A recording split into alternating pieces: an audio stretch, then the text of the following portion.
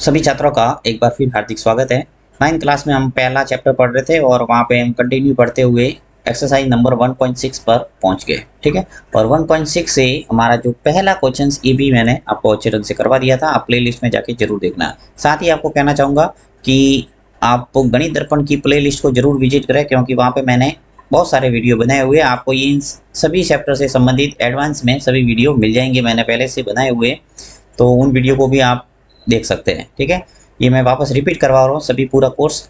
तो आगे बढ़ते हैं, हम नेक्स्ट दूसरा क्वेश्चन करते हैं। ज्ञात कीजिए, यहाँ पर भी वही घातांक नियम का प्रयोग करते हुए इन क्वेश्चंस को करना है, जैसे कल किया था और वो आपने वीडियो देखा होगा तो बहुत इजी लगेगा इन सभी प्रश्नों को करना आपके लिए। तो देखिए, पहला क्वेश्चन लेता हूँ मैं, दूसरे का पहला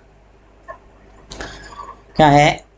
9 की घात 3/2। ठीक है, ये जो क्वेश्चन है, यानी आधार तो 9 है और घात है वो 3 और 2 है। ओके, अब यहाँ पे मुझे क्या करना है कि जो 9 है इसके अभाज्य गुणनखंड करना है। तो अभाज्य गुणनखंड करना मैंने आपको अच्छे ढंग से बताया था। देखिए, वापस लेता हूँ 9 और आपको ऐसे भाग देना है। देखो, 9 के अंदर किसका भाग जाएगा? 3 का, तो ये 3 का भाग दे देते हैं। 3 का टेबल बोलेंगे 3 बार तो 9 आ जाएंगे। फिर वापस 3 में 3 का ही जाएगा एक बार, यानी कि जो 9 है उसके अभाज्य गुणनखंड हो गए 3 इंटू 3। तो यहाँ लिख लेता हूँ मैं 3, फिर इंटू और 3। ठीक है, और यहाँ 3/2 है, ये ऐसा का ऐसा लिखेंगे 3 और 2, इसमें कोई दिक्कत नहीं आपको। अभाज्य गुणनखंड कर दिए और घात चढ़ा दी ऐसे कैसे। अब देखो मैं क्या करता हूँ, वापस 3 इंटू 3 है, इसको मैं लिख सकता हूँ ऐसे। देखो यहाँ लिख कर रहा हूँ मैं ऊपर 3 की घात 2 लिख सकता हूँ इसको मैं, क्योंकि 3 इंटू 3 है। अब 3 की घात 2 लिख दिया, फिर ब्रैकेट ऊपर जो घात है 3/2, ये ऐसा का ऐसा 3/2। अब घातांक नियम से ए की घात m की होल घात n, तो क्या होता है ए की घात m n। चलो यहाँ लिख लेता हूँ मैं ए की घात m इंटू ए की घात m की होल घात n है। अगर ए की घात m की होल घात n, तो क्या लिखते हैं हम? ए की घात m और n, यानी इस m और n का क्या हो रहा है? गुणा। इसी प्रकार यहाँ पे 2 का गुणा किससे हो जाएगा? 3/2 से। तो यहाँ लिख लेता हूँ मैं 3 की घात 2 इंटू 3/2 से। राइट, अब 2 से 2 है वो कैंसिल कर दो, क्योंकि 2 से 2 कट रहे हैं, तो इसको मैं कैंसिल कर देता हूँ। 2 से 2 क्या बचा? 3 की घात 3। अब 3 की घात 3 का मतलब क्या होता है? 3 इंटू 3 इंटू 3। अब 3 इंटू 3 इंटू 3 क्या होता है? गुणा करो। 3 इंटू 3 कितने हो गए? 9, और 9 इंटू 3 27। तो ये आ गया 27 इसका आंसर। तो अत्यंत ही सरल है। नेक्स्ट दूसरा क्वेश्चन क्या है? 32 की घात 2/5। ठीक है, 32 की घात 2/5 है, इस क्वेश्चन को कर रहे हैं। दूसरा लेता हूं मैं यहाँ। हमेशा आधार को बड़ा लिखना है, ये 32 लिख दिया, और जो घात है उसको छोटा लिखना है, 2/5। अब आपको क्या करना है? 32 के वही अभाज्य गुणनखंड करना है। ले लेता हूँ मैं यहाँ साइड में 32। आपको ये फेर वर्क ही करना है, मैं यहाँ साइड में कर रहा हूँ इसको। देखो 32, इसके अंदर 2 का भाग जा रहा है, इजीली दे दो। कितनी बार जाएगा? 16 बार। फिर वापस 16 में 2 का भाग जाएगा कितनी बार? 8 बार। फिर 8 में 2 का भाग जाएगा 4 बार। फिर 4 में 2 का भाग जाएगा 2 बार, और 2 में 2 का भाग जाएगा 1 बार। यानी कि जो ये सभी 2 इंटू 2 इंटू 2 जो भी 5 बार है, 1 2 3 4 और 5, तो इसको यहाँ रिप्लेस कर देता हूँ 32 के स्थान पर। 2 इंटू 2 इंटू 2 इंटू 2 इंटू 2, 1 2 3 4 और 5। ठीक है, अब घात तो ऐसी की ऐसे लिख लो, 2 की घात 5।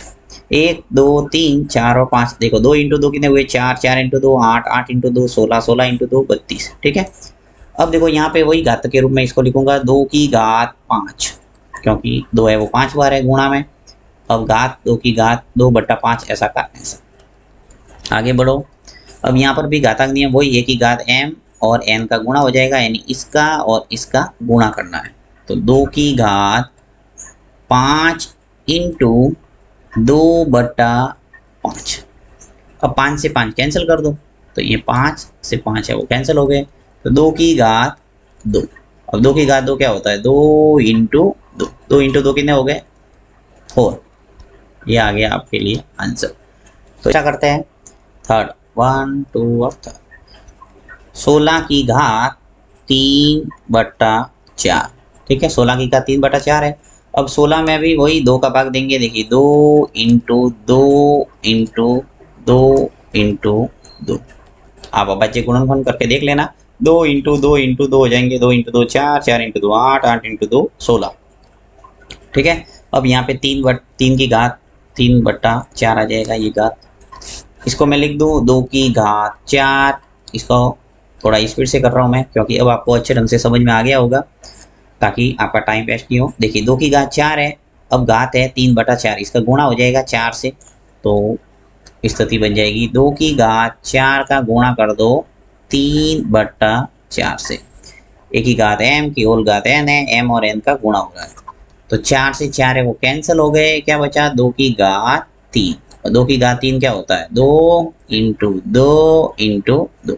2 इंटू 2 क्या हुआ 4, 4 इंटू 2 8। यानी आंसर आ गया आपके पास में 8। नेक्स्ट कर 125 की घात -1/3। ठीक है यहाँ पर भी 125 के अभाज्य गुणनफल करेंगे। सबसे पहले तो 5 इंटू 5 इंटू 5। देखो 5 इंटू 5 कितने हो गए 25 और 25 इंटू 5 करेंगे 125 आ जाएगा। चाहो तो आप साइड में कर सकते हैं। अब देखो घात आ जाएगी -1/3। अब यहाँ लिख सकता हूँ मैं 5 की घात 3 की होल घात 1/3। ये माइनस है। आगे करते हैं इसको। देखो 3 का और 1/3 का यहाँ गुणा हो जाएगा इससे। तो 5 की घात 3 इंटू -1/3। अब 3 से 3 कैंसिल कर दो तो क्या बचा 5 की घात -1। अब इसको सरल करेंगे तो क्या आ जाएगा 1 की घात -m है। अगर इसको मैं हर के रूप में लिखूंगा तो क्या स्थिति आएगी मेरे पास 1/5 यानी नीचे आ जाएगी घात। ये देखो यहाँ पे चाहो तो 1 लिख लो परंतु 1 का मतलब कोई एक ही होता है। तो यहाँ से आ जाएगा 5 की घात 1 लिखो या 5 लिखो एक ही बात है। तो 1 हटा दो इसको। ये आ गया आंसर। तो इस ढंग से आपके दूसरे के चारों क्वेश्चंस कंप्लीट होते हैं। इसमें किसी प्रकार की कोई दिक्कत है आप कमेंट बॉक्स में लिख सकते हैं। Thank you.